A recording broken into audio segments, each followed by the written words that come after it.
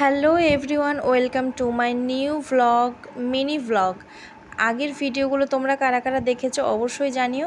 আর এই যে একদম মর্নিং থেকে ভ্লগ শুরু করছি, তাই সকালের চা আর ভাত একসঙ্গে বসিয়ে দিয়েছি। চা হওয়ার শেষে আমরা চা খেতে শুরু করে দিয়েছি, ওইদিকে ভাতটা হতে থাক। আর চা খাওয়ার হতে হতেই আমাদের বাড়িতে চলে এসেছে একটা 1 কেজি 100 ওজনের বড় ইলিশ মাছ। তো ইলিশ মাছটা আনার সঙ্গে সঙ্গে আমার মেয়ে হাত দিয়ে নেড়ে চেড়ে দেখছিল সেটা। ও কিন্তু একদম ভয় পায় না, সব কিছুই নেড়ে দেখে, বেশ আনন্দ করছিল।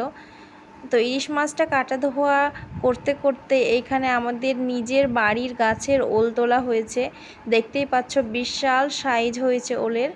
আর সব কিছু পরিষ্কার করতে কাজ করতে সব শেষে আমাদের এইখানে ইলিশ মাছ রান্না রেডি হয়ে গিয়েছে। তো আজকে ইলিশ মাছ থাকলে তো কোনো কিছুই লাগে না, তাই ইলিশ মাছের সঙ্গে শুধু আজকে হয়েছে ভেন্ডি ভাজা আর ইলিশ মাছের এই যে সর্ষে দিয়ে ঝোল।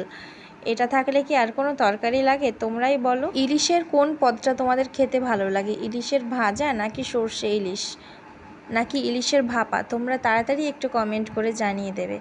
আর এই যে খাওয়ার পরে ভাত খাওয়ার শেষে বাঙালিদের ভাত ঘুম, একদম ঘুম দিয়ে দিয়েছিলাম। আর ঘুম থেকে উঠেই দেখছি হঠাৎ বৃষ্টি শুরু।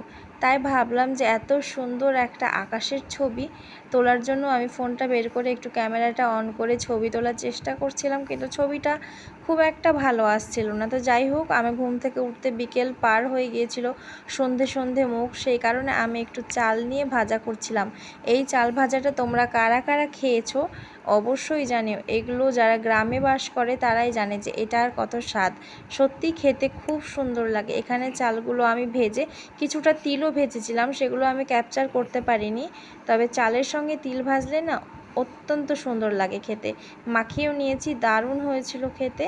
আর ওইদিকে আমি তো চাল ভাজা খাবো, আর আমার ছেলে মেয়ের জন্য ফল কাটা চলছিল। এইদিকে ফল কাটার শেষে সন্ধেবেলায় একটু ব্যাংকে বসলাম, একটু কাজ করলাম, তারপরে আবার সেই রাত্রেবেলায় উঠে চলে এসে রাত্রের খাবার দাবার খেয়ে আজকের দিনটা এখানে শেষ করলাম। তো আমার সারাদিনের ভ্লগটা, মিনি ভ্লগটা তোমাদের কেমন লাগলো তোমরা অবশ্যই জানিও। আর হ্যাঁ, এই ঝাড়বাতিটা কেমন লাগছে তোমরা জানিও। তো এটা আমার অনেক দিন আগে, সেই ছোট্টবেলার জিনিসটা এখনও ভালো আছে। টাটা।